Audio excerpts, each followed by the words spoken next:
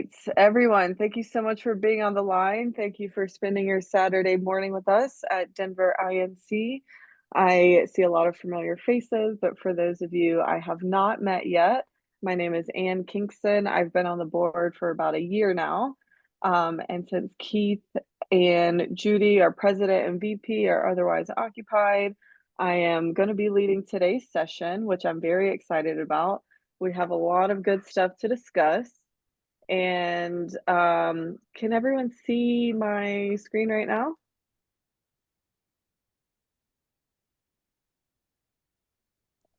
Yes, And I indeed. can't, Yes. thank you. I can't see the chat, so this is helpful.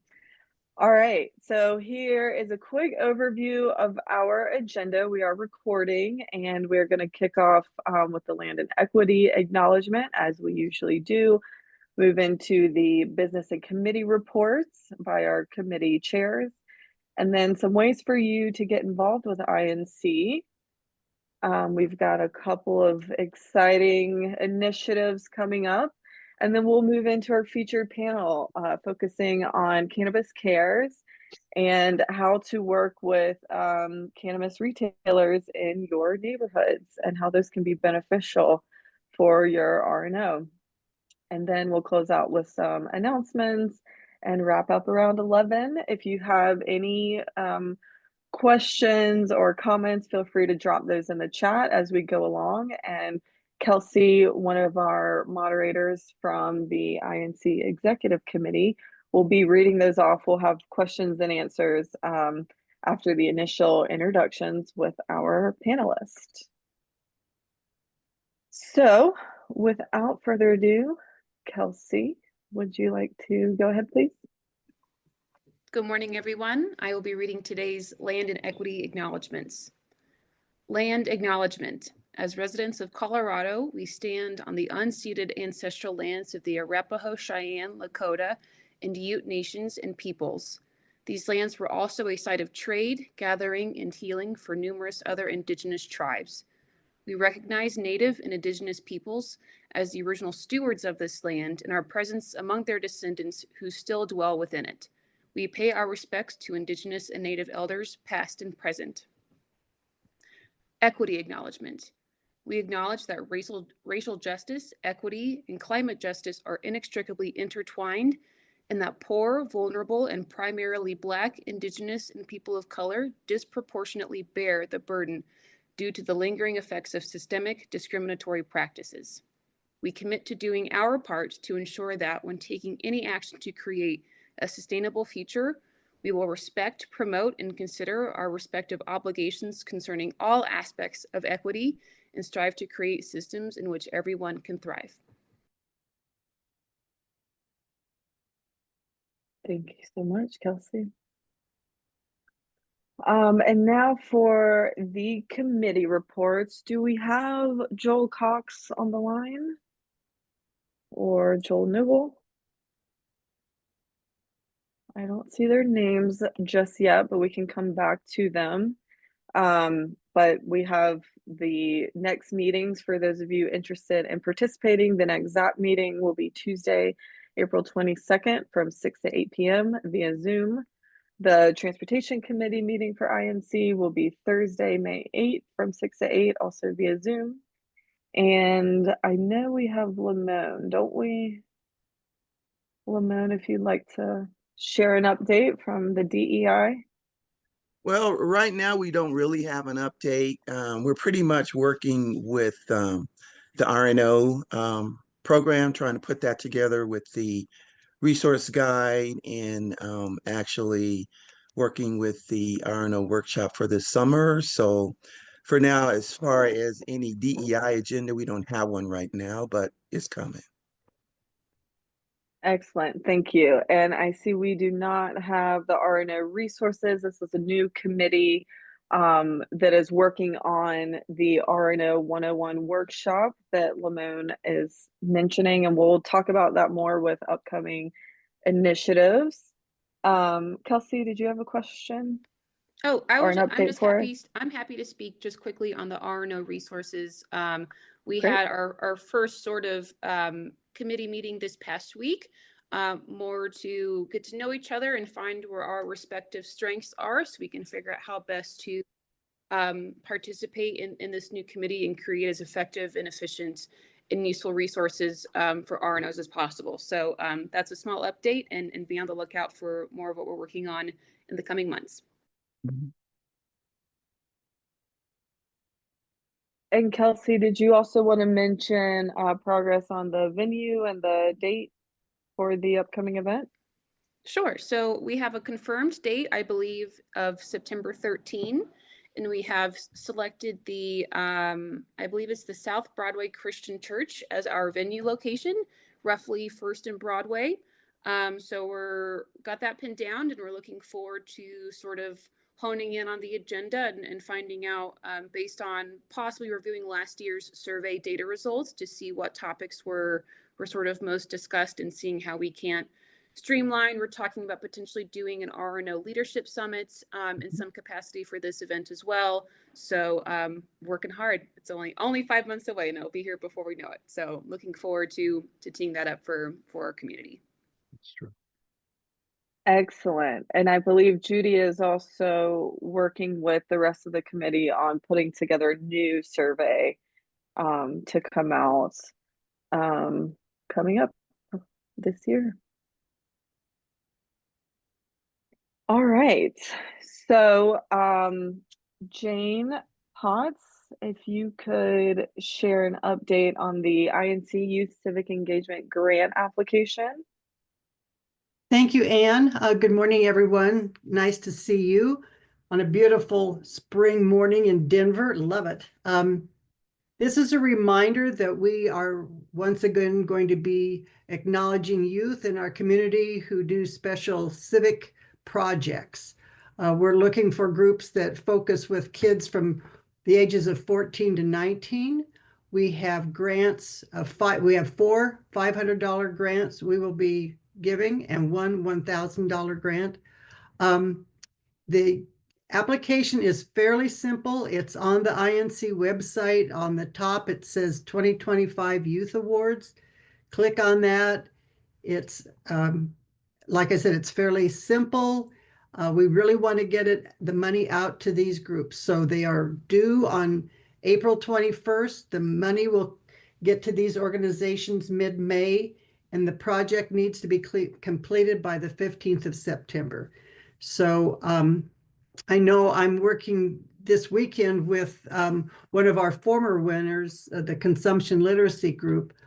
And when those students came to our awards ceremony last year, I was told that was one of the highlights of their year. So I know that this money, even though it's small amounts, sometimes can make a big difference for nonprofits. So encourage people that you know who are working with youth organizations to go on the website, find the application, and submit it.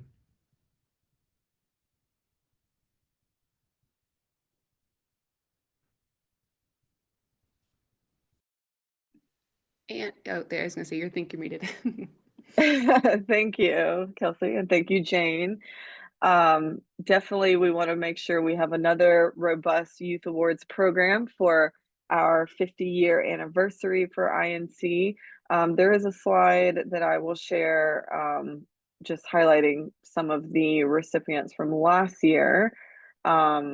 But we can do a quick reminder at the end. I see some folks are still trickling into the call, so that's fine. So in terms of ways to get involved with INC for this coming year, now that we're 4 months in, the Youth Awards is a great way to promote this initiative for the scholarships. We also have a community film festival coming up that this is the first time we're doing this. We are going to do a screening of Join or Die. It's a documentary that's been shown all over the country. It's come out a few years ago, talking about the importance of civic engagement. And that's going to be coming up in June. We talked about our annual RNO 101 lab. Now it's annual officially since we started it last year. and was such a success that we are looking to build upon that. And Kelsey just spoke to it. We even have a new committee. If anyone's interested in getting involved in that committee to be part of the conversation as we're building up to the planning event itself in September. And for any other outreach and events that you might have an interest in, we'd love to have you. We're always looking for volunteers, more folks to help us make sure that we're getting our initiatives out far and wide, that we're including diverse voices and amplifying the RNOs across Denver. Now that we have restarted our membership year officially, we are growing as an organization, and we love to make sure that we are building upon it year after year and getting in fresh voices, new ideas, and really amplifying the efforts that have gone well. So beyond that, if your RNO has any interest in hosting a monthly community meeting, that's what we're doing right now. For April, we're just online, and for May, it's going to be a Zoom meeting, but we always love an opportunity to get together and to highlight different neighborhoods across the city. So if you have any venue suggestions or recommendations, we do have some incentives to for those who want to host a meeting. And then, of course, at the end of the year in November, we have our 50th anniversary INC awards celebration, which last year was a big hit. This year, we're planning to make it even bigger. And I also want to do a quick congratulations to Jane Potts and Gertie Grant, who are both on this call right now. We're very excited for them. For those of you who are on the email newsletter for the city council meetings, this just came out a few days ago. So coming up on Monday at 3:30, there is a general public comment section of the meeting with a brief recess. You can watch it live. You can join on Zoom. There's a link for the agendas. And one of the two proclamations at the 3:30 session will be recognizing the contributions of Jane Potts and Gertie Grant for National Volunteer Month. So please join me in congratulating them and thanking them so much for all of their efforts. And if you guys want to come on and say a few words, we'd love to hear from you in terms of what this means. Not to put you on the spot, Jane, you just came on, but Gertie, if there's anything you'd like to share, please go ahead.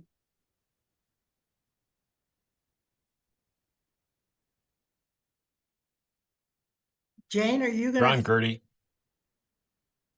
I'm sorry, what? You're on. Okay, I just want to say they're recognizing me because of my involvement in starting Denver Digs Trees and my tree volunteering, as well as being connected with INC and all of what I've done in my neighborhood. But I just want all of you who are much younger than I am to understand that the reason Denver Digs Trees expanded the way it did was using the network of members of INC. It was through neighborhood leaders that Denver Digs Trees was able to reach out. Those neighbors, those leaders in the local neighborhood groups volunteered to help us get trees in their neighborhoods. And we used, when Denver Digs Trees began, we used neighborhood garages as the distribution site. And so people could go to a neighborhood garage in their own neighborhood to pick up their trees. And it's because of this network of volunteers on a grassroots level that things like Denver Digs Trees succeed. So I want to commend INC and all of you who are here today, and thank you very much. Yeah, this came up as a big surprise and a great honor. And I too want to indicate that it's the connections and the work through INC that has made so many volunteer opportunities for many, many people. And the fact that we're celebrating 50 years is outstanding. So thank you all. Absolutely. Thank you guys for your tireless efforts. And sorry, these are a little bit out of order, but just to showcase, again, the work that Jane Potts has spearheaded. These are the 2024 INC Youth Awards. So there were those 4 $500 grants, one for 1,000 that went to the Consumption Literacy Project with Urban Seed, Athletics and Beyond, Colorado Young Leaders, Families Against Violent Acts, Neighborhood Plan for Whittier, Cole, and Clayton. And Jane, if there's anything else you wanted to add on top of that. I'm hoping the applications come in. There's only one so far, but I know there's another few days, and typically people meet the deadline on the right time. So, and I would just welcome any more groups coming in, because like I said, $500 can make a big difference. So spread the word. Absolutely. Okay, so I had mentioned that we have this upcoming film fest for the community, and we're very excited that the group putting this together has pulled over 40 co-hosts. So those are still coming in. You can see some of the logos mentioned in here. La Alma, Lincoln Park, Park Hill, my neighborhood, City Park West. We have a few other non-RNO organizations, Radian, who we've done some work with, Accelerate Neighborhood Climate Action, and Warm Cookies of the Revolution, if you're familiar with them. The ticket link is now live, so you can access that on the website. You can find it on our Facebook.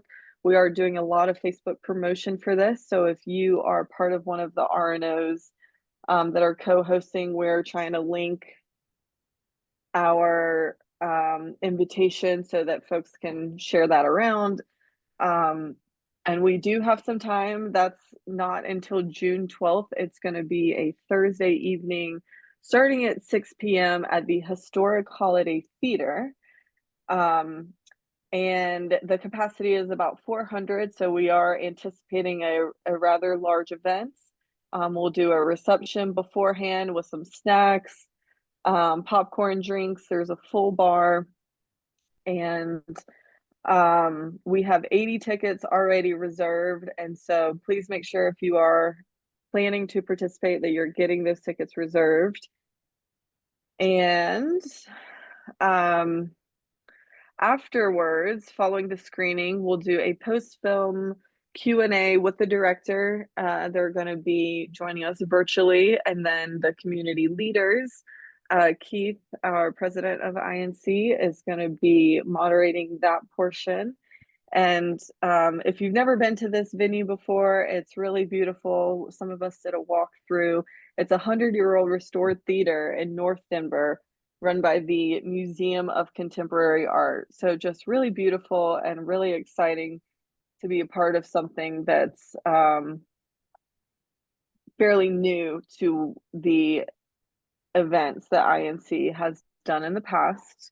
So if you are not already a co-host and you're interested in supporting us in this way, you will be featured on the event materials. We're going to be pushing those out to local media, public officials. We have our event speakers, and then we're going to do individual recognitions the night of.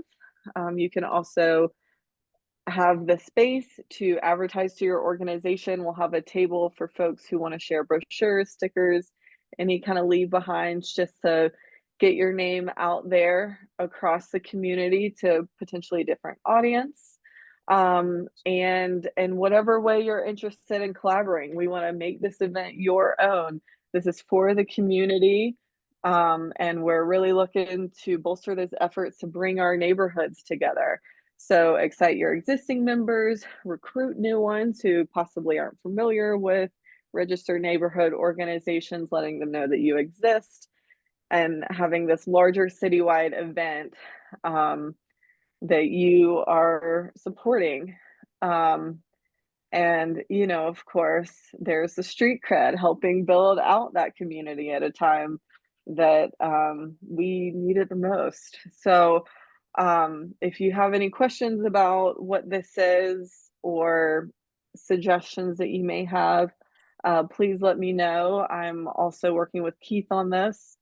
And again, this is one of our signature events, new this year, that we are going to be featuring, and that's coming up June 12th. And just another reminder to save some of these dates for those of you pulling out your notebooks and your phone calendars. So September 13th, we've talked about the RNA 101 lab to empower the neighbors with knowledge on advocacy and involvement. Our award celebration coming up in November the 6th. And then we did this last year. This is something of an annual event to do the Denver Decides ballot overview with the League of Women Voters and in partnership with Channel 8 TV. So that's going to be on October 11th. And then we've talked about the INC Youth Awards, and in terms of partnership, anything you are able to help secure partners and sponsors for these events. You know, for the most part, these are going to all be free to join. Maybe suggest a donation for the film fest. We're working with the Bienvenidos Food Bank. So when you're signing up online, you can see a link to do an optional contribution financially. You can also bring in pantry items that are going to be donated at the end of the event when you show up.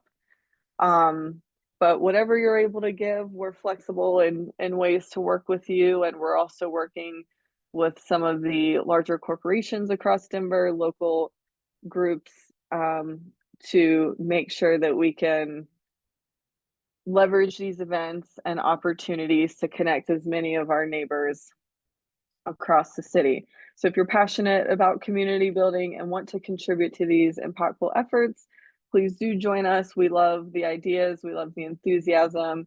And as Gertie had mentioned, these are really key to making these differences in our neighborhood. So we have an outreach form that you can volunteer and stay in the loop.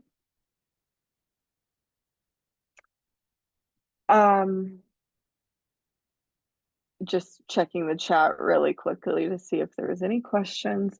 So in terms of, we talk about this at each of our meetings, if you have any interest in hosting one of these monthly INC community connections as an RNO, you can find the location.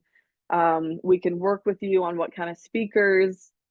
We can provide the speakers. You can make the suggestions on the direction you'd like to take for the particular community connection. And then the participating RNOs will receive $250 or $300 if you are in a one of the neighborhood equity and stability NEST areas. We just need at least 2 months prior to give sufficient time to coordinate, and then to also confirm the venue information, any kind of refreshments. Usually we do coffee, could be donuts, fruit platter, anything like that. And then of course the speakers. So that's something that the hosting RNO would be responsible for: venue, refreshments, some of the marketing, and coordinating with the INC executive committee, which is the board and the head of our INC committees.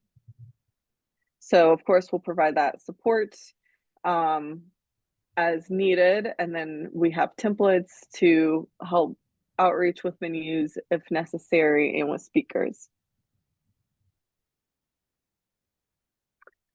All right, and without further ado, I know we are a little bit ahead of schedule. So this is gonna give hopefully some more time for our panelists of experts for the Cannabis Forum. So I am going to now pass this off to Mark, who is been working on this for several months, and we really appreciate Mark for putting together this effort. And he'll do the introduction for the topic. And I'm so sorry, I'm just noticing this is for Erica Rogers, one of our panelists, Abby Soyson, Ben Pavone, and Liz Zukowski. So over to you guys. Great. Well, let me just preface. Welcome again to the meeting today, and this is going to be a great panel discussion that we hope you will all be involved in with questions or comments after the presentations that are upcoming. As you know, community RNOs have an important responsibility to help local businesses and residents coexist in a in a positive way, but this session will cover ways that you can not only achieve that, but maybe interact with these businesses to become more of a community partner and a potential RNO member and sponsor. And so there's lots of great opportunities. And in the panel today, we're going to cover a number of things, including permitting, operational agreements like good neighbor agreements and what those could contain and how those can be of value, and then actual steps that some of the cannabis industry and individual retail outlets are actually doing today to reach out and be more active community partners. And so let me introduce again the panel members and where they reside in kind of the process of the permitting and the both the retail trade and the industry oversight. So first, we'll hear from Erica Rogers, who is Policy Director for Excise and License for the City and County of Denver, and she's going to be joined with her colleague, Abby Sadsone, a Senior Policy Analyst that's been with the department for 5 years and has been working on cannabis and other consumer protection items. Then we'll hear from Dan Pavone, who is Chief Policy and Regulatory Affairs Officer with the cannabis trade group called Colorado Leads. So we're pleased to have his involvement. And then finally, Liz Zukowski, who is Director for Public Affairs for NativeRoots, a retail establishment you may be familiar with. And as Director of Public Affairs, she's responsible for building and executing the company's government and community relations. And she'll tell you about a little bit about that today. So my request would be that we let the panelists do their presentations first. So hold your questions and comments, put them in the chat, make a note. And at the end, we really want to hear from you, and we'll give everybody an opportunity. So with that, I think Erica is going to take it away.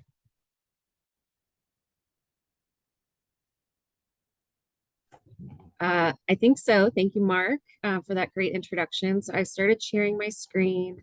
Can someone give me a thumbs up if they can see it? You can see it. Yes. Okay, great. So I'm here to talk a little bit about excise and licenses, what it is we do, and some interesting things related to marijuana.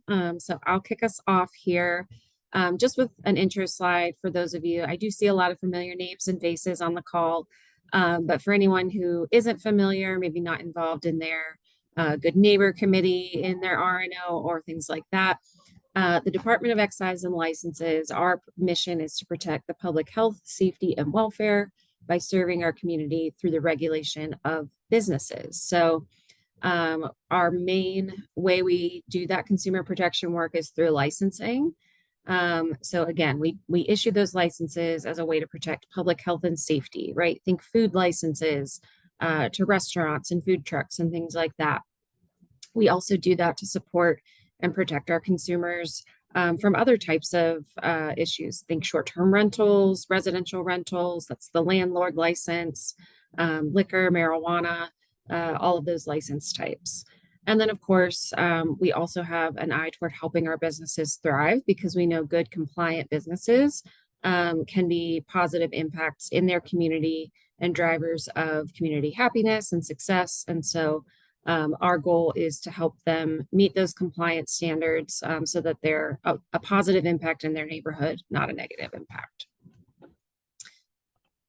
So what I'll talk about first of interest is something that you will probably be, if you're on our marijuana bulletin, getting some information about. You may have heard about this if you're following city council publications, but we are bringing just a small code update to the marijuana code this spring. And our goal with the update is to address a handful of things that we think could make the experience of marijuana licensing a little bit better for all of our customers, including our community members, our RNOs, but also our businesses and our social equity applicants. So I'll talk through briefly two of the main changes that I think the RNOs would want to talk about and be interested in, and then a couple of the other changes that are in the bill. And of course, if you have questions at any point, we're always available to chat more. So with that, I will dive right in. The first change that you will be seeing from excise and licenses is dealing with our hearing process. So we've sort of laid out here, right, what's the issue, what's our proposed solution, and then what the impact would be of this change. And so for those of you who are unfamiliar, the Denver Marijuana Code, that's our local code, requires a public hearing to prove need and desire for any new applicant for a marijuana store, which would be a retail sales location, a hospitality business, which is a bring your own consumption on premise model, and then a hospitality and sales business where you could go to a business, purchase a very small amount, and consume it on site, but not take it home. So those are the required hearings. This is very similar to our liquor code, where folks who are getting a new hotel and restaurant license, a new tavern license, any of the many liquor license types, they have to go through that public hearing with needs and desires. And what I will say about these hearings is that most of them are unopposed. And so we are seeing a lot of work being done on unopposed applications, which makes it harder to focus on those applications where the community does want to weigh in. Another thing that we've heard from RNO members specifically is that 20 or 30 days to get the notice of the hearing and prepare for that hearing. Well, first decide if you want to participate in the hearing or not. Decide, do we want to support? Do we want to oppose? Do we not want to take a stance? And then, oh, by the way, get everything together for the hearing in a 20 to 30 day time frame is really, really tight. And so we were trying to think of ways to give RNOs more time to decide if they want to participate and how, and then if so, a separate additional time for the hearing. So last year at the state legislature, the Colorado General Assembly changed the liquor law that requires the needs and desires hearings on the liquor side. And they allow local jurisdictions to say, you still have to, collect evidence of need and desire. You just don't have to do it through a hearing. If you can come up with a better way to do it, that's up to you. That's in your discretion. So we do not have a local provision in our local code for liquor hearings. We do have one, however, for marijuana that is not required at the state. So in thinking how to treat these businesses fairly, we would love to shift from that mandatory needs and desires to the term would be at the director's discretion. However, what we would do is we would adopt public processes that would clearly lay out the threshold for when there would be a hearing and provide additional opportunities for neighbors to weigh in, not just by taking some time off or showing up at a hearing, coming down to the department or logging into Zoom or Teams and giving them additional ways to submit that information for consideration. So we would hope that this change would streamline our hearing process a little bit. Like I said, allow us to focus on providing support for those where there is contention over a license application versus those where there's, no opposition. The other impact we'd like to see here is that incentivization for application or applicants to reach out to RNOs before they even apply. And I'll show you a diagram on how we're thinking on that. And like I said, this would provide neighbors and RNOs more time to decide if they want to support or oppose a license, and then, break that out into more manageable steps. So here's that kind of on a visual graphic here. And so at the top, you'll see that the steps include the application for the marijuana, or, also on the liquor side, liquor business. And you all probably who are on your good neighbor committees, or maybe zoning and planning committees of your RNOs, get the hearing notice from the city, right? It's an email with a copy of the application. It says the hearing date and everything and how to do petitioning. And then the hearing is the current forum for where that applicant shows up and they try to prove a need and desire. And sometimes the community, if they say, no, we do not agree, they show up and say there's not a need and desire. And then it goes through the formal process of that hearing officer issuing a recommended decision. Folks can object or respond to that. And then the director makes the final decision on the license. The bottom, however, is kind of what we're envisioning, because a hearing is not the only way that we can get evidence of how the community's feeling about the need and desire.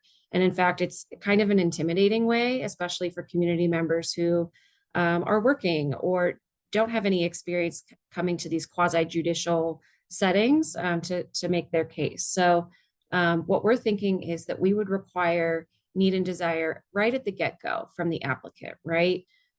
Show us with your application that you've talked to the neighborhood, that you've gone out and either gotten a letter of support or non-opposition from an RNO, from an HOA nearby, from any community members, right?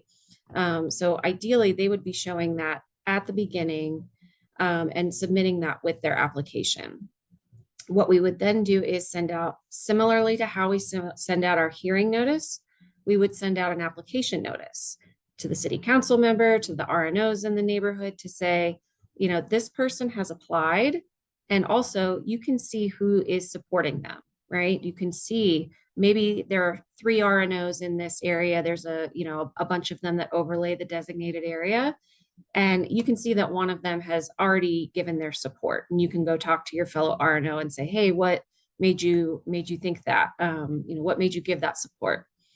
And then you would have that same time period to even decide if you want to participate and request a hearing or not, right? So that posting would still go up, and you would be given a form to fill out just to say, yes, I'd like to request a hearing. I'm a party in interest in this neighborhood.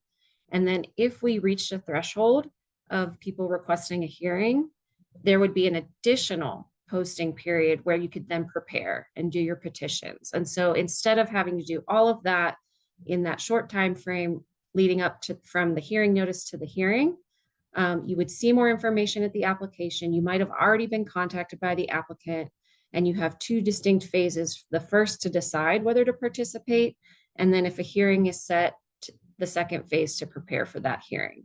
And then everything else would look the same. So like I mentioned, 95% of our needs and desires hearings are unopposed. And they do come with a heavy cost for both applicants and RNOs who want to participate. So anywhere between $5,000 and $10,000 is the typical cost for representation at a hearing.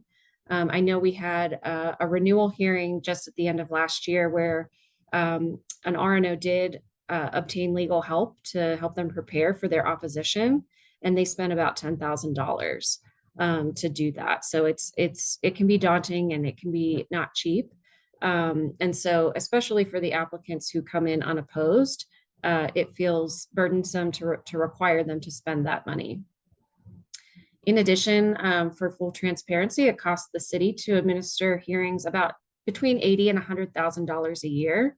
And so if we're thinking about the best use of fiscal resources, right? Being able to use those resources for the applications that really are contested, where the community does want to participate, rather than ones where the community, is supportive and doesn't have any opposition.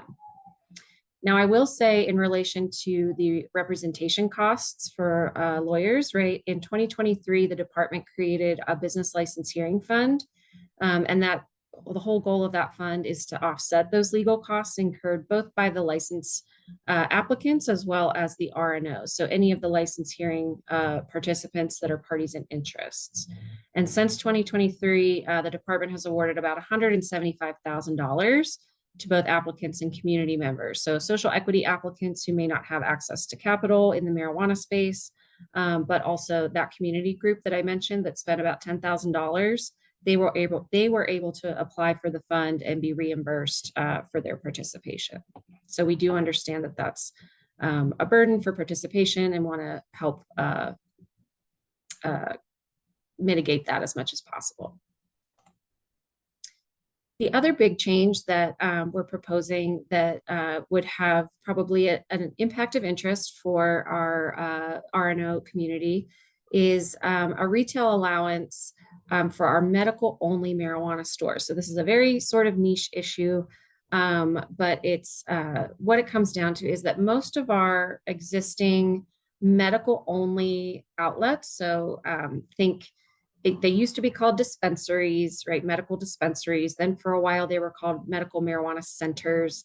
The terminology has changed in state code over the years, but essentially it's a retail outlet where you can buy medical products. And there are a handful of these in Denver that only offer medical. There's only about 8. And most of those 8 can add, if they so choose, they can apply to also add retail sales. So in addition to medical products, selling products at retail as well. And those medical only stores, most of them have been in existence for a really, really long time. They were legacy status, grandfathered in kind of in the early days of marijuana before we had regulation, based on the fact that we didn't want to shut down existing businesses as the regulations developed. So most of those stores can add retail sales, or they can apply to add retail sales, even if they're within 1,000 feet of childcare, a treatment facility, or other marijuana store. But there's a small handful that cannot choose to apply for retail sales if they're within 1,000 feet of a school. So what we're thinking of doing is allowing those legacy medical stores, that small number that are within 1,000 feet of a school, to have the same option to add retail products at their location that those other medical stores have. This would align the licensing opportunities for the types of products that can be sold at those locations. And it would allow that small number of medical only stores to add that retail license to that location if that's something that they were interested in. They would still have to show need and desire to do that, but they would at least have the same options, and it would be fair across the board for that small number of stores. Importantly here, because I think, right, we can get lost in the weeds here. I think this is, really important to note that this change would not allow for any additional or new locations within 1,000 feet of a school. It would simply allow existing medical only stores to add a different set of products to their shelves, ostensibly, right, to provide more variety to their customers. So what do these changes mean for RNOs? To recap in summary, right, on the hearing changes, applicants will need to talk to their RNOs and their neighbors before they even apply, rather than waiting to hear from them at the hearing. RNOs and neighbors will have additional time to weigh in on those applications. And then, like I mentioned in the last slide, some medical only stores may add a retail license that were previously unable to do that. And of course, neighbors would still be able to request that hearing for the license. They would still have to show need and desire. And in any case, this wouldn't result in any new locations that aren't already existing. In the bill that has these changes, there are a couple of other proposed updates. These are more to streamline and improve the customer experience, ensure our consistency with state law, reducing barriers for social equity marijuana applicants. So the first social equity set of criteria that the state passed Denver adopted, in our code exactly the same. Just last year, the state legislature changed the social equity criteria. So who qualifies to have social equity benefits and licensing opportunities. So what we'd like to do is just align our code again with the state code. They've done the hard work doing the stakeholding on who should qualify for these benefits and licenses. And we don't have any evidence that that should be different in Denver. So we want to make sure that social equity applicants can go to the state, they can come to the locality, and they're going to qualify at both places. They don't have to worry about meeting different criteria.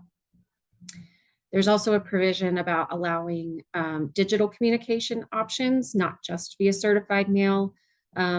This change would be kind of a preemptive, hopeful manifestation that if the state removes their requirement for certified mail, we would also be able to offer digital communication options to those who opted in, but there would not be an immediate impact there. This would just be clearing the way for future changes and modernizations.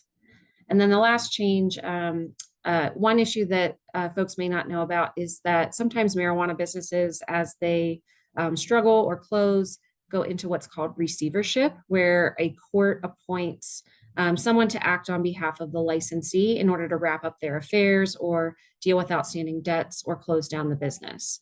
And what we've noticed in our local code is that there's some lack of clarity around whether that receiver can do the things that a court is telling them to do. And that's never been the intention. And so obviously we want people to be able to follow court orders and not be held in contempt. So we'll be updating our language to allow those court-appointed receivers to take the kinds of actions that the licensee would take. For example, selling the license or surrendering the license, renewing the license, things like that. So that's it for me. I will hand it over to Abby to talk through good neighbor agreements, conditions, and cannabis cares, all the good topics that you're probably more interested in anyway. Actually, I have a question. Could I ask a question of Erica? No, can we hold the questions until the until all the presentations are given? I think that would help us speed, and we'll certainly get to all the questions in the chat and folks that have a comment later. And Gretchen, if you want to just throw it in the chat, that way you don't forget it, we can make sure to get to it. That's great. Thank you, Erica. Abby? All right. First, I just want to provide a little update on good neighbor agreements. So as you all are probably very familiar with, good neighbor agreements are a private agreement between RNOs and businesses, just laying out some of the expectations and agreements for how the business will operate as a member of the community. So I want to touch briefly on license conditions in a good neighbor agreement. Good neighbor agreements can include conditions about how the business will operate. And those can be a helpful tool for preventing conflicts and just preventing issues before they arise and escalate, and setting up expectations for how the business is going to be a member of the community that they're a part of. So as a reminder, any conditions that are in a good neighbor agreement must be agreed to by both parties to the GNA.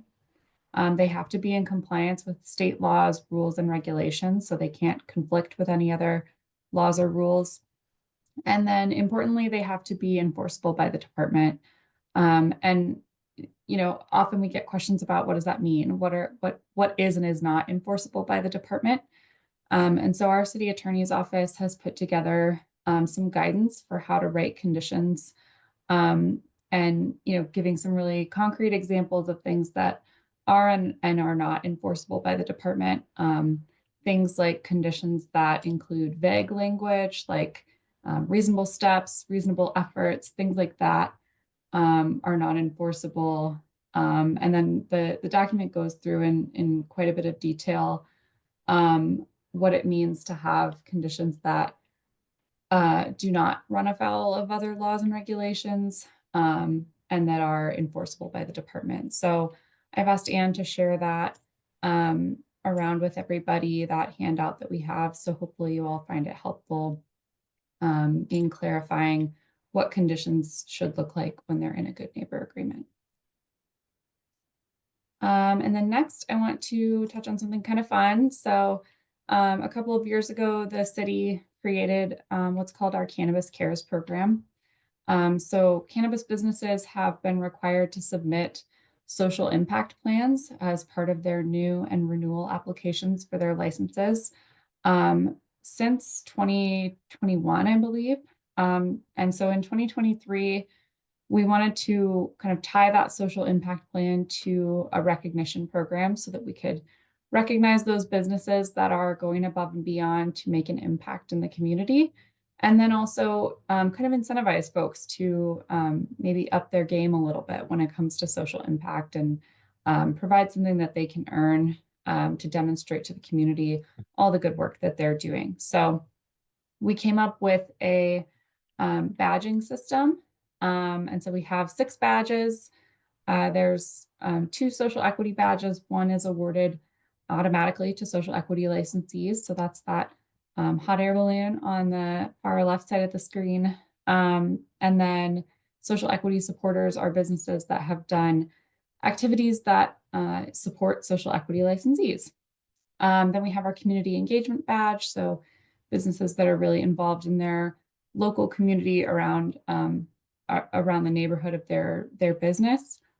And then we have our diversity and inclusion badge, sustainability badge, and contracting badge. That contracting badge is awarded to businesses that contract with minority-owned businesses for many of their contracting needs.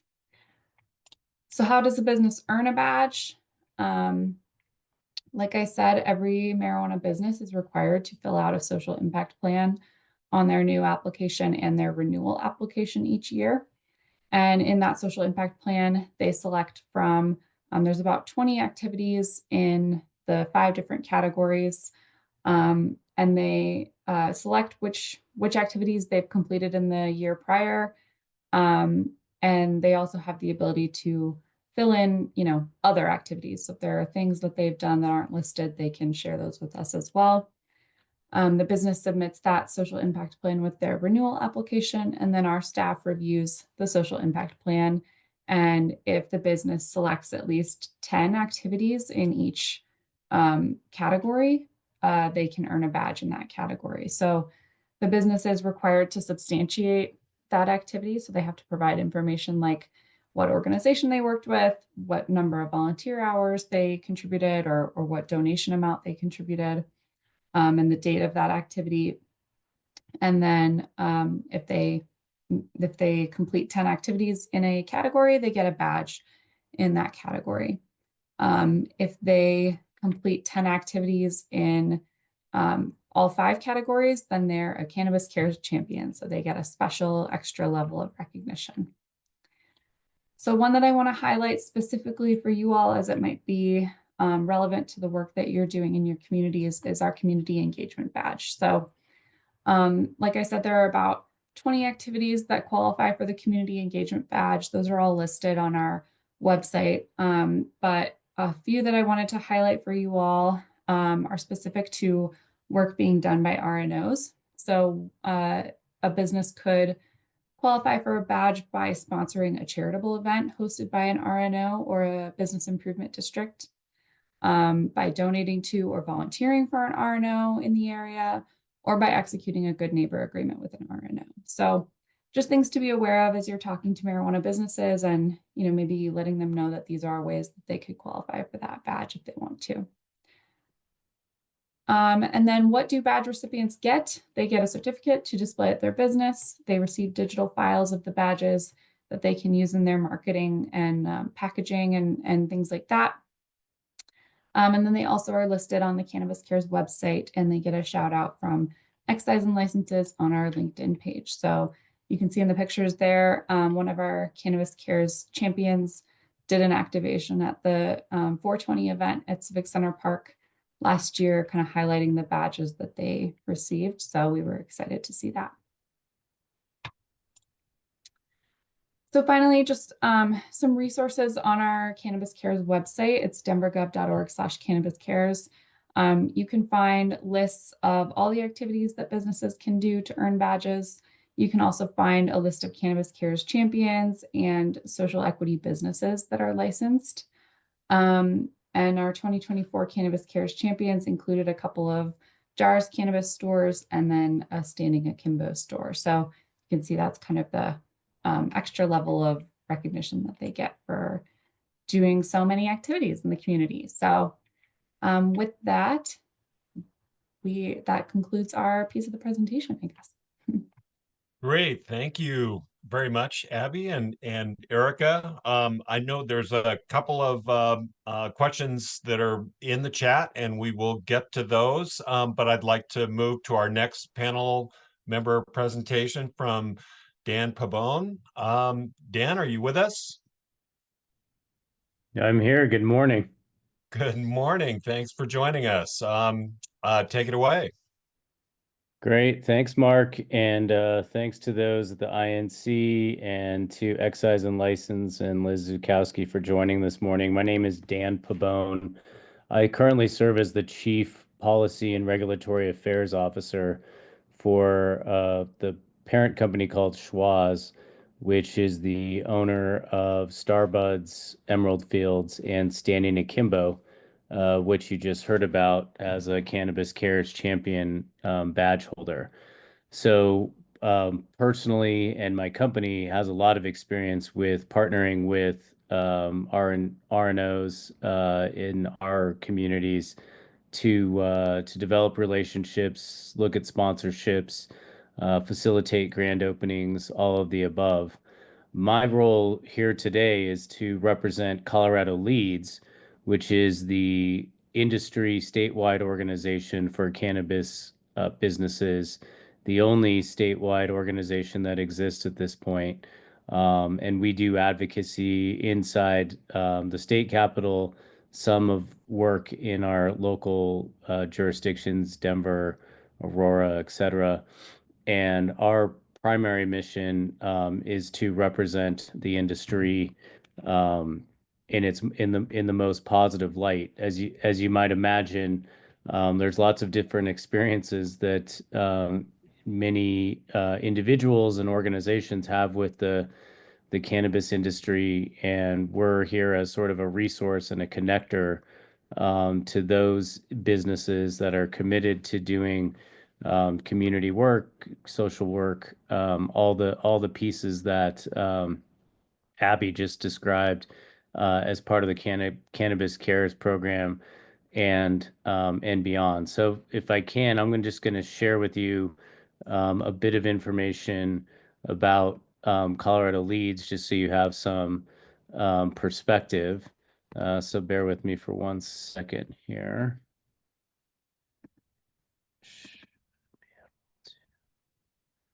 So can everyone see my screen, or just someone? Mark, can you just raise your hand? Can you see my screen okay? Actually, I'm just seeing kind of a taskbar. Okay, let me I don't know how that happened. Bear with me for 1 moment.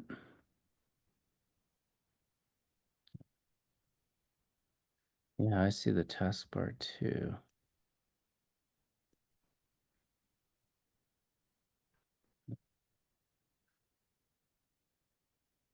All right, hang on. Just gonna stop sharing for 1 second. See if I can clean this up that way. And then this all worked in the rehearsal. So, it's like no good deed goes unpunished.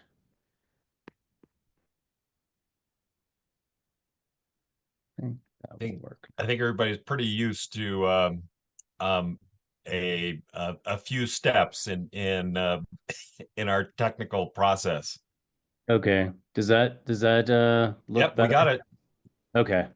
Thanks for bearing with me.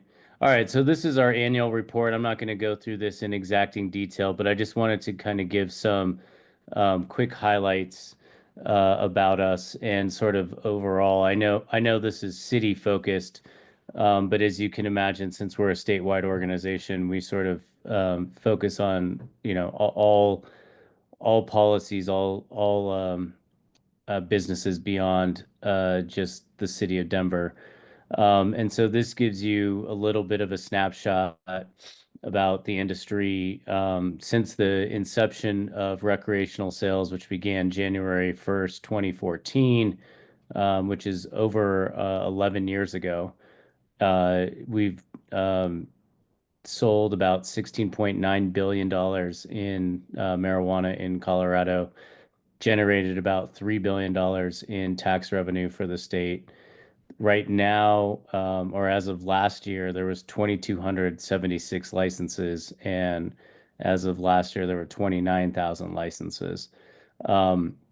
Something to note is that all of these numbers have gone down pretty substantially in the course of the last 12 months, 13 months. It has been a very challenging economic environment for the cannabis industry in the last year. And so all these numbers are lower than what we're projecting here today. And that's something to keep in mind as you're thinking about partnering with different cannabis companies and organizations. There is some budget constraint that exists now more than ever on what the businesses are able to do. So I'm just flagging that as a potential awareness that might be helpful when you're talking to folks. So you can see here on the left is most of the major brands in Colorado, and represents, I would say, probably 85% of the industry in the state here with our brands on the left. You could see our board of directors as well. And like I said, we spent a lot of time in the building advocating for policies that are, at this point, frankly, just looking to streamline the industry, cut back on restrictive regulations that have been in place, some of them for 11 years or longer. I think Abby alluded to, some of the changes that are happening. Part of that is just because the evolution of the industry has come to a place where when we were looking at, starting out recreational marijuana sales in 2014, there wasn't a lot of precedent, not a lot of knowledge about what was going to happen. So the state of Colorado, the cities in general, were very conservative in how they wanted the companies regulated. And fast forward 11 years, you have, 39 states that have recreational or medical marijuana program.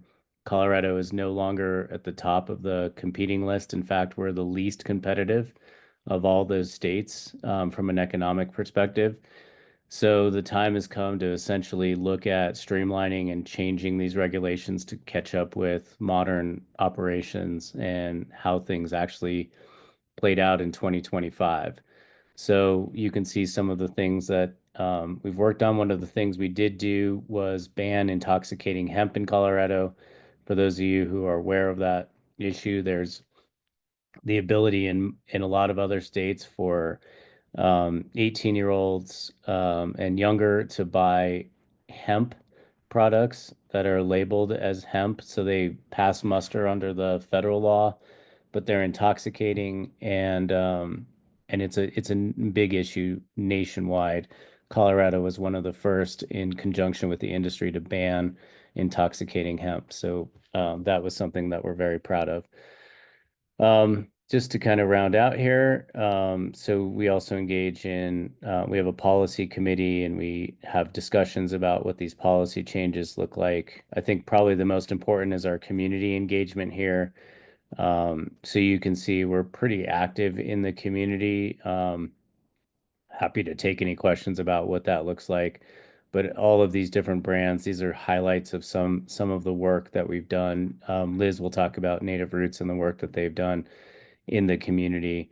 But it is an important part of our ethos and our mission. And so that's kind of an overview of Colorado Leads. And so happy to take, let me see if I can stop sharing my screen, stop sharing. Happy to take any questions there, or continue the conversation.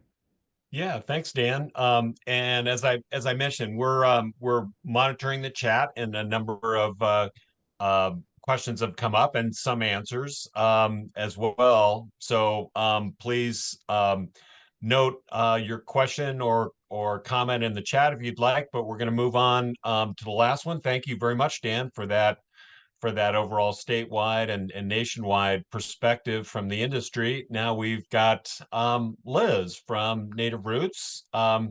Thank you, Liz, for joining us, and the floor is yours.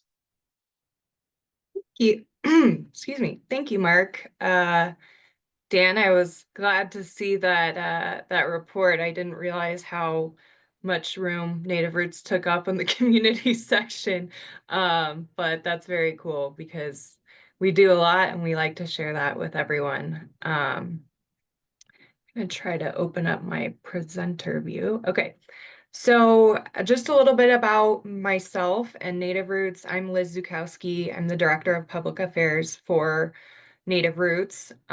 We are a Colorado-only company with 21 stores in the state. We have 6 in Denver and 8 in the metro region. 2 of our 2 production facilities and our off-premise storage facility are also located in Denver. And across the state, we have a store. We go as far west as Grand Junction and as far south as Trinidad. We have about 400 employees, and more than half of those are in the Denver area. We've been in operation for over a decade, and we've earned recognition for our sustainable practices, our products, and our welcoming customer experience. So I know that most of you already are familiar with Good Neighbor Agreements, so I won't stay on this slide too long, but because we are talking about Good Neighbor Agreements, and Erica and Abby shared some important points about how to put those agreements together and the types of conditions you can add. I'd like to point out that these are some of the agreements that you can consider putting into your Good Neighbor Agreement. We started our G&As with for our Spear and Grant store, and that was with Chun and Caro, and we use that as a template for Good Neighbor Agreements with any other store and any other R&Os that are looking to have those.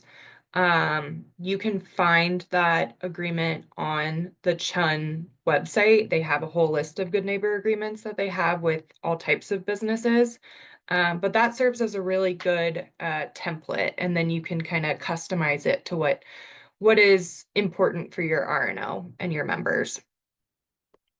We also have agreements with Hooney in the Highlands and the Green Valley Ranch Citizen Advisory Board for our store located on Tower Road. So next, I think it's really interesting to consider using your neighborhood dispensary as a hub to share information with your neighbors and the people that are shopping within your community.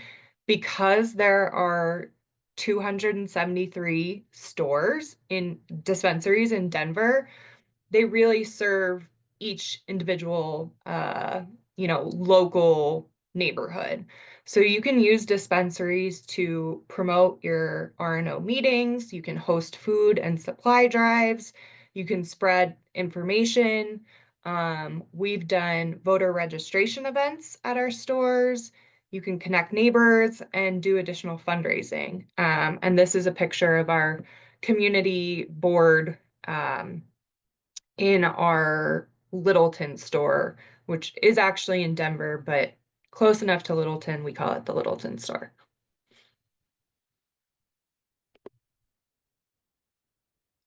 And then also touching on social impact plans, because we're talking about those today also. Abby and Erica already touched on that they are required for new and annual license renewals for all marijuana businesses. And there are those 5 impact categories that are on the screen. And we have that curated checklist of activities for every category, and 1 activity is required per category. In Denver, NativeRoots holds 21 licenses. So that's for our 6 stores. Many of them are dual licensed for medical and recreational sales. And then also our production facilities, which are medical and recreationally licensed. So we end up with 21 social impact plans that I submit every year, which is a lot. But you know, it really focuses on each neighborhood and each community served by our locations. And that list of the lists of activities that you can complete to fulfill these requirements are available on the Excise and Licenses website, so you can get a feel for what kinds of activities businesses are completing. And then a little more about NativeRoots. This is an image from our 2023 impact report. Our 24 report is currently being prepared and is going to be available very soon. That website at the bottom is where it will be published for anyone to view. For any of the RNOs that we are engaged with, I'll also send out a copy as soon as it's available. But what you'll see in our impact report is focused around our CSR pillars. So our pillars align with our purpose and our mission and values, and they're these 4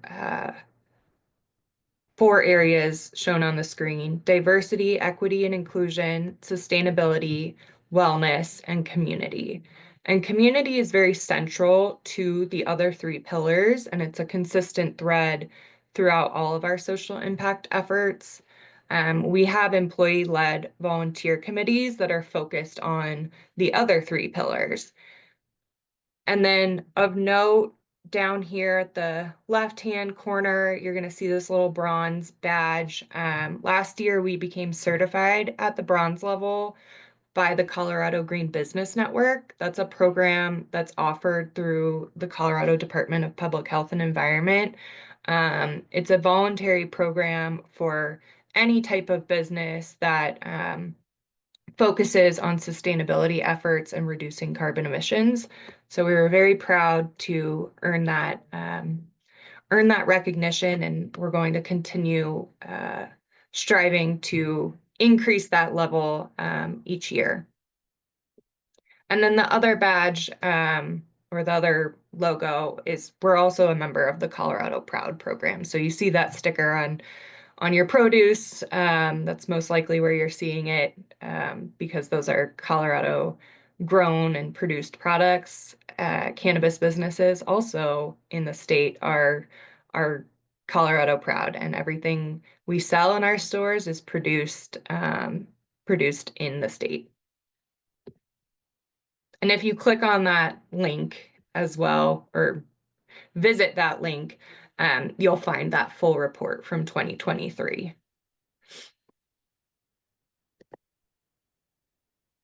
Next few slides are just some pictures. I wanted to highlight our employees and the volunteering and community work that we've been doing. Last year, we completed over 500 volunteer hours in the communities where we operate. And the 2 organizations that I really want to promote here are the Denver Park Trust and Brothers Redevelopment. So those pictures where it looks like we are painting a house, that was with Brothers Redevelopment Paint-a-thon program. They provide exterior painting to qualified individuals so that for no cost, so that they can maintain their the exterior of their home focus their other hard-earned dollars on groceries, medications, other things like that, while maintaining the value of their home. This home was in North Denver.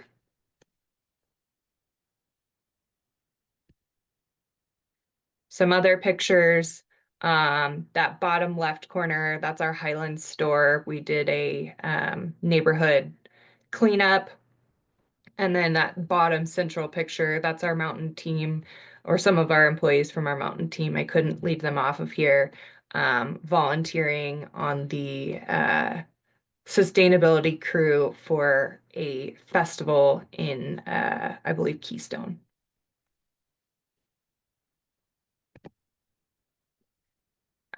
In addition to volunteering, we also are at a lot of community events or sponsor our own community events. Last year, we had our very first NativeRoots Day of Action, which was in partnership with one of our vendors, PAX. It was held on Veterans Day to support veterans and the nonprofit organization This Is Jane Project. And we focused on community and eliminating financial barriers to accessing cannabis for trauma survivors and veterans. Those groups are often facing challenges of high costs of the regulated market and lack of proximity to licensed dispensaries. So we offered this day of action, and 200 individuals received some kind of goodie bag or thank you for service bag. We also participate in Bike to Work Day every year. We have a very strong or a very active cycling group within our employees. So they always love participating in Bike to Work Day, and we'll set up a station outside of some of our stores. And we're on that Bike to Work Day map through Dr. Cog. The picture with the balloons, that is at the Chanda Center for Health. That's a business or organization based in Lakewood, but they offer integrative therapy for individuals with physical disabilities. And we have a partnership program with them that offers their participants vouchers for up to $50 worth of select products at some of our stores each month. Again, because of the costs of our products, that can be a barrier for individuals wanting to access cannabis products to help with any of their health disparities. And then the last thing I'll say up here, these two individuals at the top, that's our employee Scott, and then the very one on the right is our employee Brandon, who leads our sustainability committee. They've both received awards from Dr. Cog's Way to Go program because of their commitment to sustainability and encouraging our employees to find alternate modes of transportation rather than driving. So those are very big awards, and we're really proud of both Scott and Brandon for achieving those. And then my very last slide, I have to mention the NativeRoots annual charity golf tournament. This is a yearly event that we started in 2022. We invite all of our brand partners to participate to raise money for a nonprofit that we choose for the last 2 years and for this year coming up. We're all of our proceeds benefit the Last Prisoner Project. That's a national organization that's very close to the work that we do because they are focused on freeing nonviolent cannabis prisoners and repairing the criminal justice practices that were part of the war on drugs that we know has not been effective in the way that it was meant to be. So we're very proud of this event. and of the work that Last Prisoner Project does. So we have decided to partner with them again this year and probably for the foreseeable future until their mission is achieved. And that is my last slide, Mark. Well, thank you, Liz. And I think what that demonstrates in a wider context with all of our 270 plus businesses, retail businesses in Colorado, in Denver, that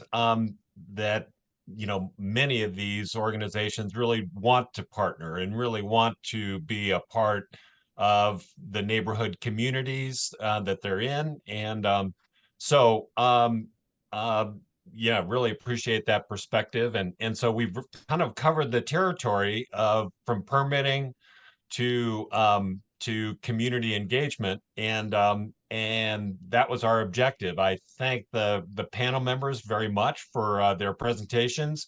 We're going to move into Q&A.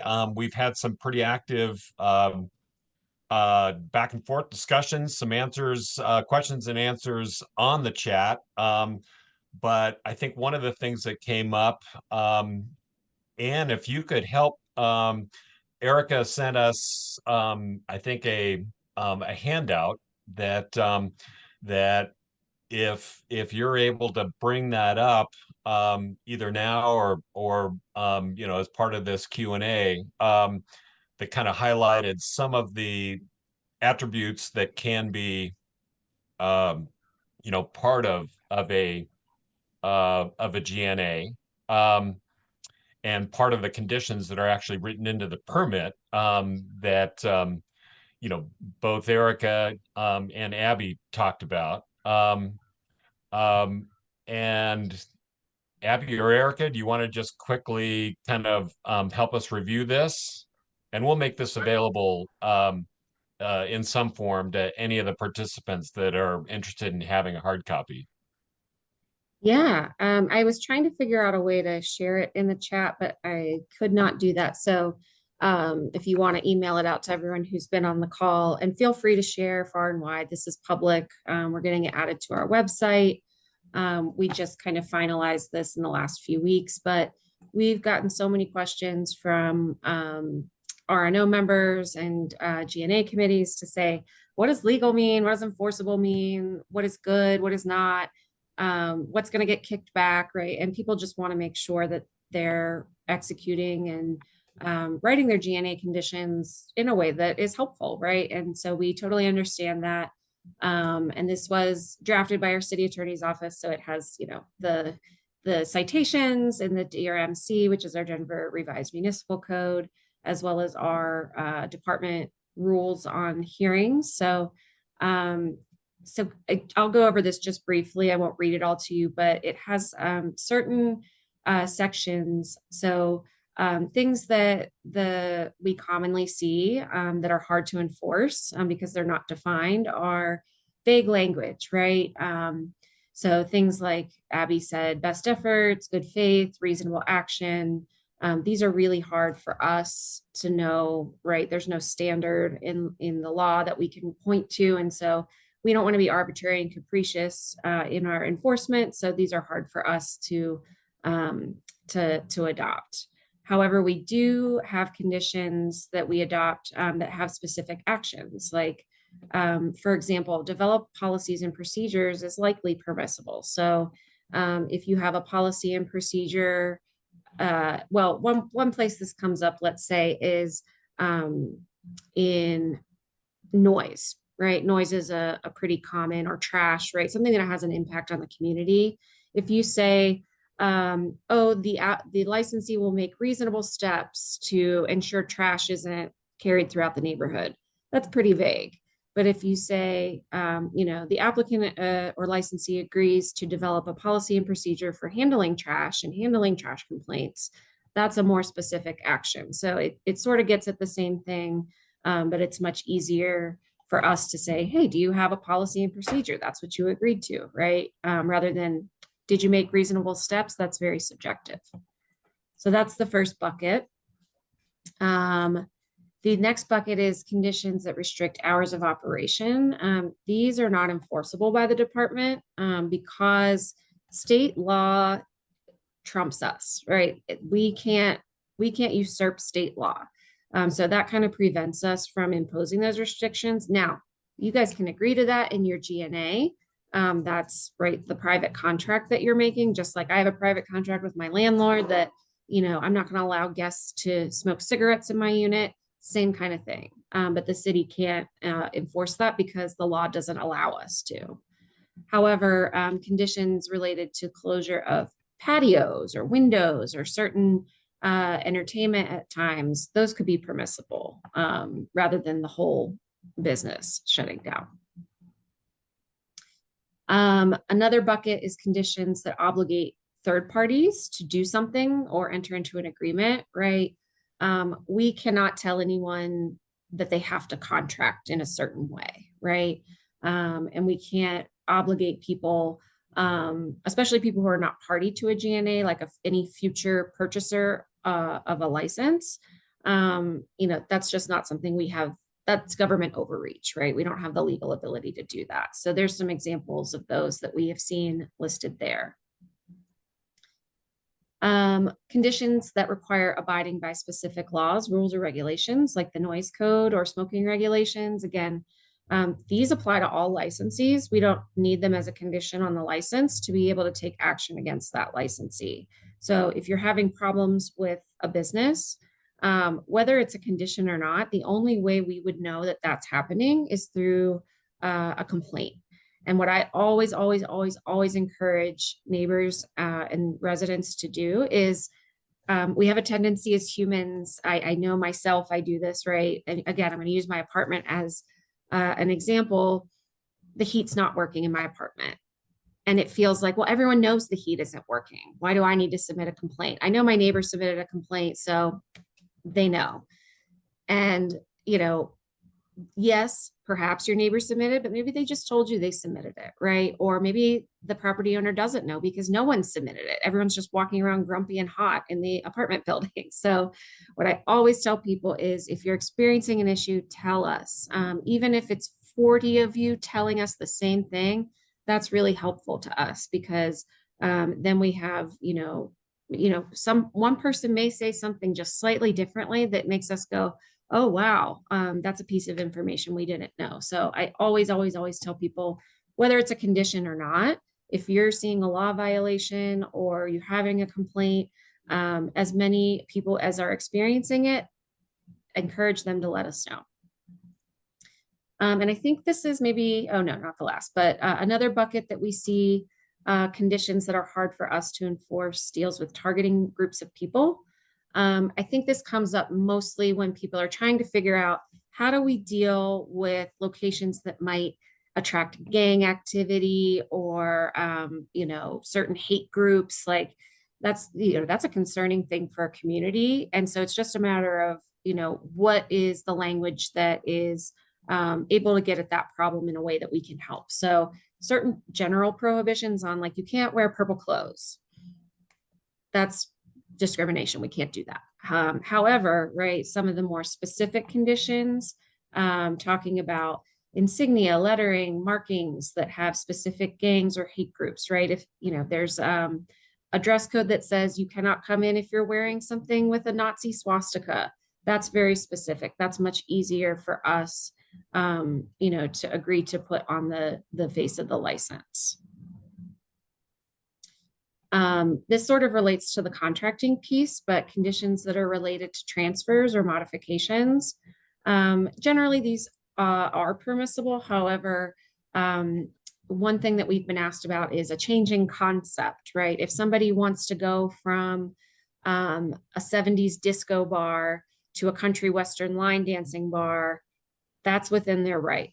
We can't agree that they're going to go through a hearing, or we can't require them to go through a hearing just because they want to play different music, right? That's within their First Amendment right to do that. As long as they're doing the same types of activity that are allowed by the license, right?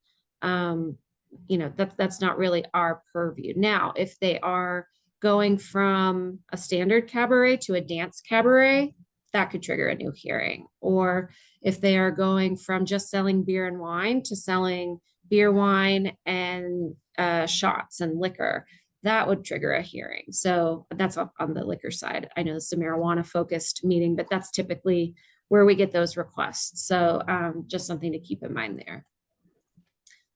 We also added a couple pieces of guidance around parking and waste disposal. These are also common ones we see. And again, these, you know, sometimes are permissible. These sort of depend, but we've tried to give a little bit of general guidance to kind of help point you in the right direction. So obviously this is a lot of information. There's a lot of legal case law behind why we can and can't do things. So if you have questions, I will drop our policy inbox in the chat. And so this is instead of giving you my personal email or Abby's personal email, if I go on vacation, you won't hear from me for a week.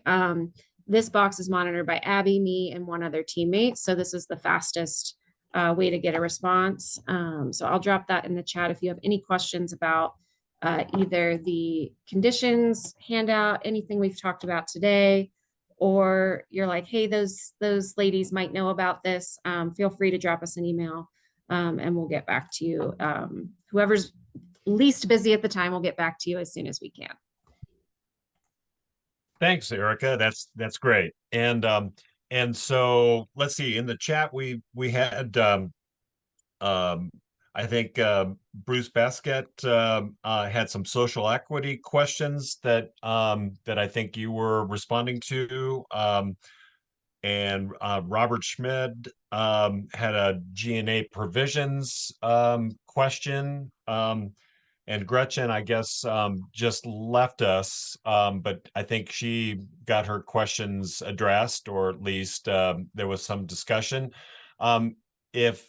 If either Bruce or Robert want to follow up at this time, you're welcome to, or anybody who has a question or comment, please raise your hand and unmute yourself and present your question or comment.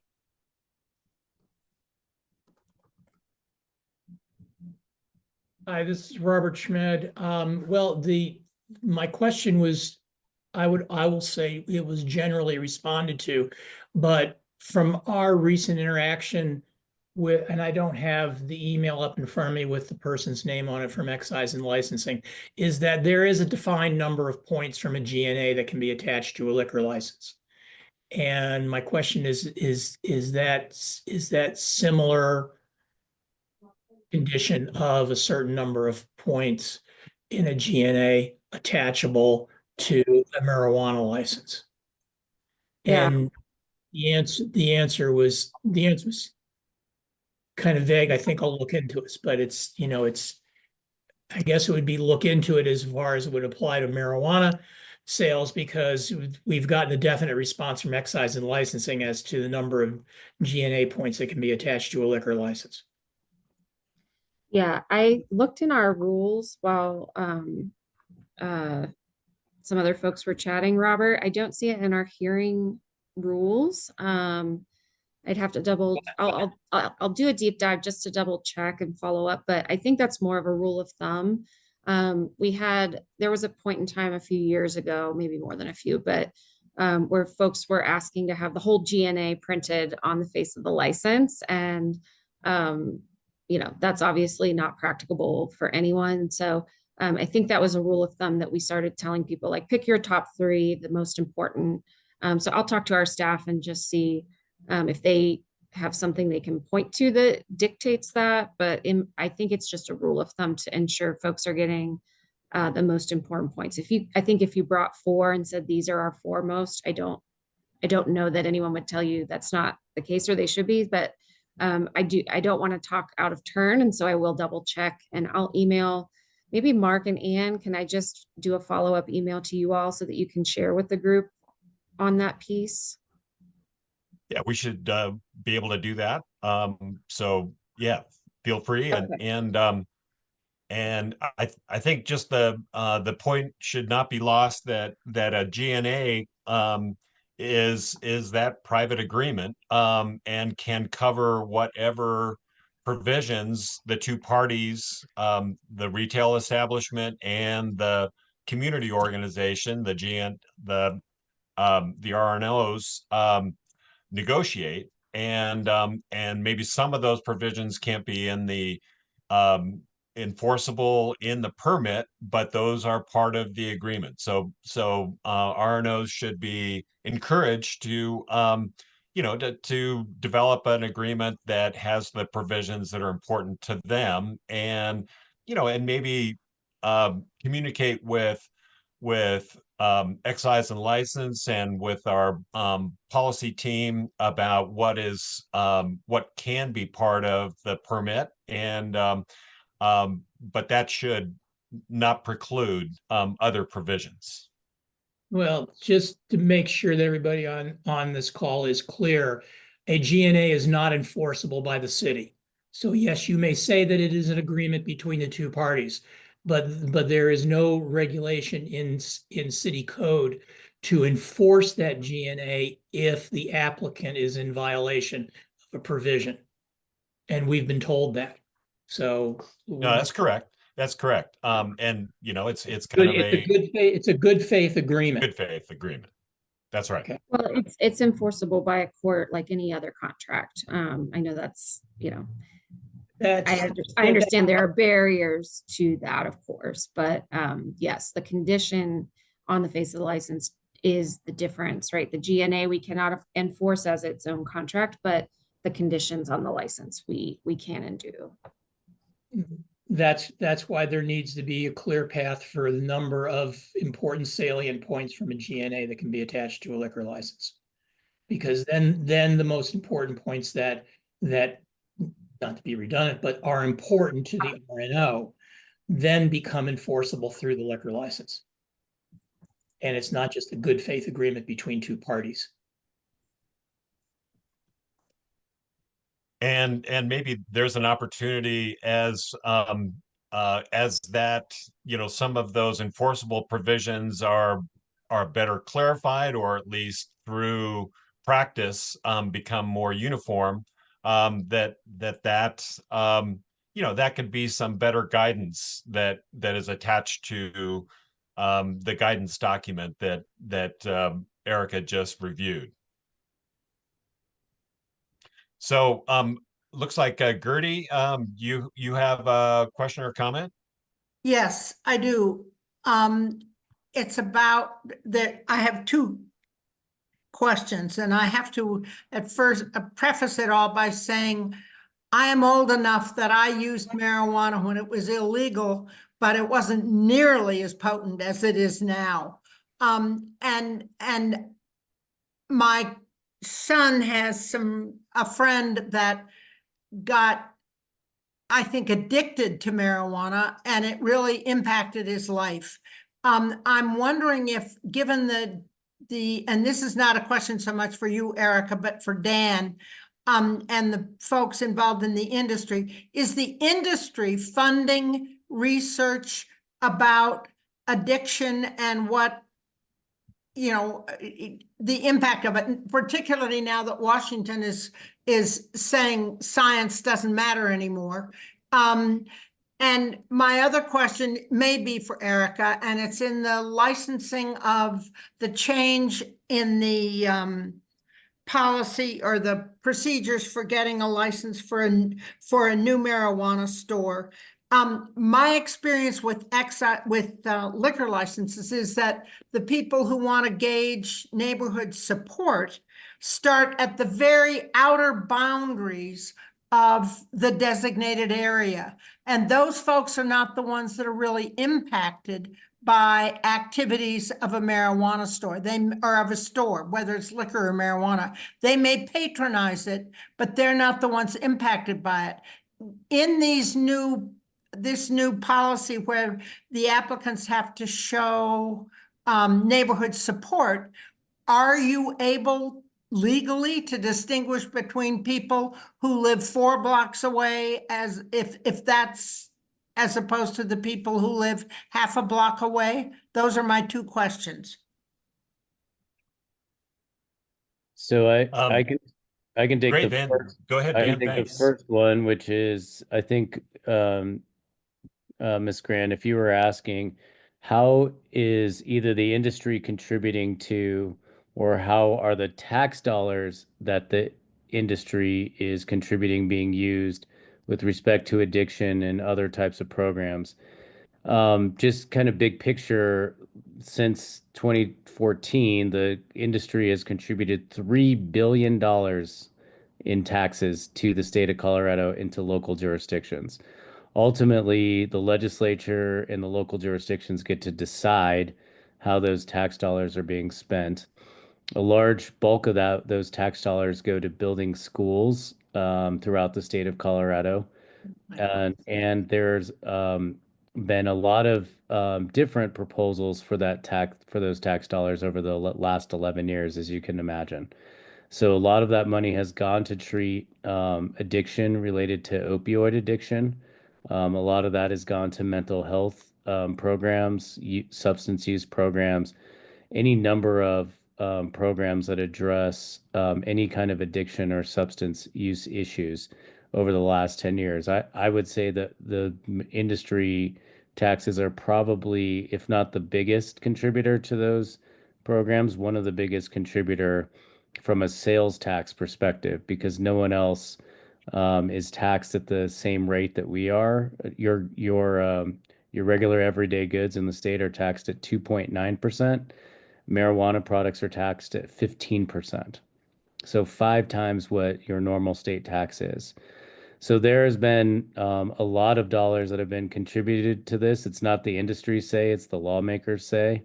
And so if that's, what I would say is that if there's an interest in dedicating more tax dollars to these programs, talk to your local city council, talk to your local state representative or state senator, because there's a lot of money there. And I realize that, but I think you're passing the buck on my question. It's research on marijuana addiction specifically. And is there anything, and I think you're telling me no, you think you're paying your share by contributing to the tax dollars. And I get that. I guess it's just disturbing to me. Well, let me just make sure we're on the same page. So with respect to research, Colorado has done more research on this topic and this issue than any other state, including the federal government, period, because of the tax dollars they've gotten to support the research on these issues. So the Institute for Cannabis Research that's set out of CSU Pueblo has been in place almost since the inception of recreational cannabis. They've gotten millions of dollars over the course of the last several years. So I mean, to the extent that there are resources that are available and dedicated to all these different programs, there certainly are. How that research translates and what's done with that is not within the industry's purview. It's within the institution's purview. Thank you. If You I bet. could just add on really quick there. NativeRoots partners with CU Boulder to provide participants with cannabis products that are then studied by the university, but we don't get to determine what those studies are looking at, and we don't contribute money for those studies either, because we want to remain separated so that there's not a bias in or a perceived bias in whatever those studies conclusions are.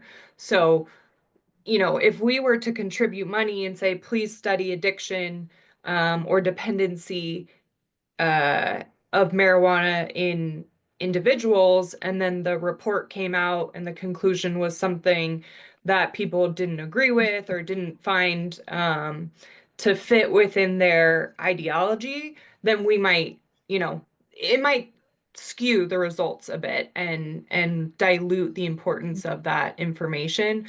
But we do have a partnership with CU Boulder so that people that are being studied or participating in a study are using the actual products that are on the retail market rather than something that might not be the same potency or might not have the same effect as what people are actually, using and consuming in Colorado.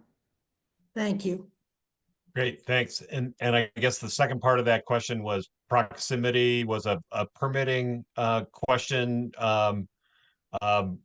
And we've got limited time, but Erica, did you want to respond to that?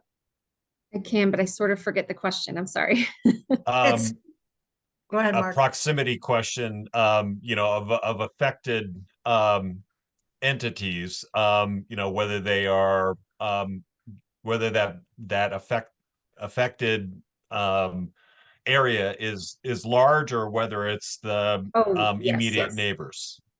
Gotcha. Yes. So Gertie, I feel like you know this very well. Your question, yes. So within the designated area, we are not legally able to give more weight to the testimony of neighbors like across the street than we are 2 blocks away, as long as they're within the designated area. However, what I can say is if you've got a really dense area, for example, you can always request on that initial notice, you can always request the director to change the size of the designated area and say, this is a really big area. The impact is going to be hyper local. Whatever reasons you may have, those are some people have said to say, really the designated area should be, this box, not this bigger box. So that is an option. We've had a few folks request that over the years and have that request granted. So if you're having a situation where you get that map on that initial notice and say, gosh, that's just way too big. Or sometimes you may say, hey, that's way too small.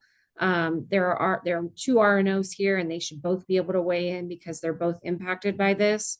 I think you can always just respond to that initial email and say, we'd like to request a smaller or larger designated area. Here are our reasons.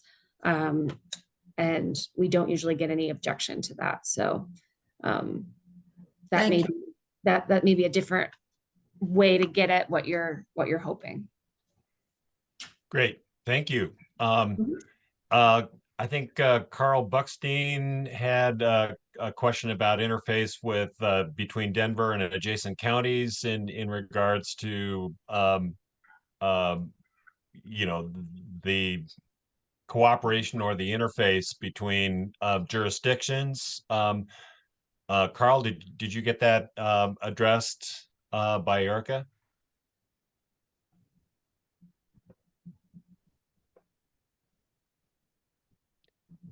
We'll consider that addressed. Bruce, did you have a follow-up? Yeah, I would just like to emphasize further to EXL that I think it should really be looking at corridors and not dividing major streets into the 2 different statistical areas on the 2 sides of the street when it's counting existing licenses to consider for a new applicant. And Erica did already respond to that they were going to take a look at that, but Okay. I've dealt with that twice now. Gotcha. You got your hand up, so if that's been addressed, then we're good. Are there any other questions or comments before we segue back to the remaining closed items for the meeting itself? Seeing none, let me thank the panel again. You guys have been really very informative, got some great feedback on the chat about how the quality of the information that you provided today. So thank you, all 4 of you, and Yes, thank you. and yeah, and I think back to you, Ann. All right. Thanks, everyone. Thank you. Yeah, thank you so much to all the questions. Thank you to our panelists. Thank you to Mark for putting this together. So we are going to wrap it up. I'm just going to share a few more slides to close us out. Just 3 more, and then you're off to enjoy the rest of your weekend. So, recap from some of the announcements from earlier this morning.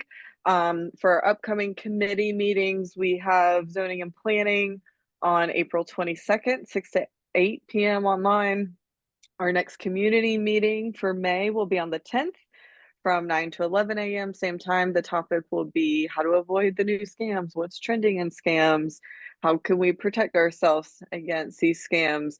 I'm getting text messages about unpaid toll fees and why do they have my number, that kind of thing. So in June on the 12th at 5:30 p.m. we have our community film festival, which is the screening for the Join or Die documentary. And once again, if you're interested in participating in our outreach and event sign up, we are always welcoming more. And then if you have not already joined as a co-host, we'd love to have you as a co-host for the film festival. And just quick recap of the details, you can see some of the co-hosts who have already signed up. And then in terms of getting involved, you can go online. We're now using Give Butter as a platform. You can also reach out to our board president, Keith Meyer, at his email address, president@denverinc.org.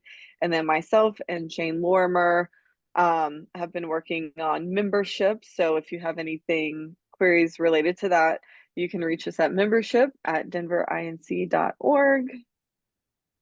And that is it for today. Thank you so much again for spending your time with us, and we'll hope to see you again soon. Have a great day, everyone. Thanks, everybody.